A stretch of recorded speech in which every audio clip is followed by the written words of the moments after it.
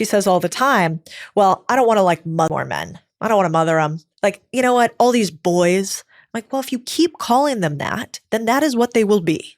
Yeah. And so you've got to be really careful about not demasculating men. And you've got to be really careful about making sure that they care about the two things they care about more than women do, which is they.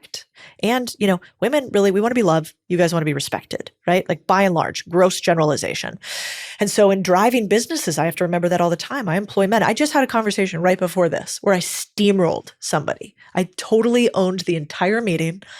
I just kept talking and I was really aggressive. And I lectured a little bit in the meeting. And thankfully, my person in this situation was like, hey, by the way, it felt a little bit like a lecture. It felt like they needed to be heard, not pushed so much. And I was like, God, you're right. And that's when like the negative feminine shows up in my mind, is when we think, let me just keep going. I'm going to pound on this. So I would push back on the negative. Are you really intimidating men or are you being mean? And I think often we are being a little mean. Yeah. So if I did it, it would be so out of character that I think someone would cry.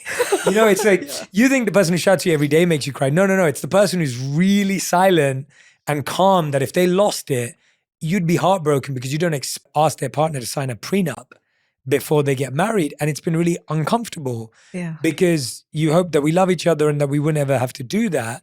And my friends have talked to me, that's really hard. What's your take on people having to sign a prenup before they get married? I think you should always sign a prenup before you get married. Wow.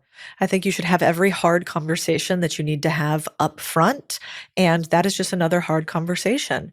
You know what a prenup will tell you before you get married is, do you guys have the same vision for life? Do you guys care about the same things? How do you handle conflict between the two of you? You are to have difficult conversations. The more you delay, and the more you don't have. And I think a prenup is a perfect example. You can take it as a victim and say, if he's asking me for a prenup, that means that he does not want to stay with me or she does not want to stay with me. And have a crucial conversation up front. Now, that said, I really try to never give like individualized one-on-one advice. I'm sure you're kind of the same. So it's like, here's the big you.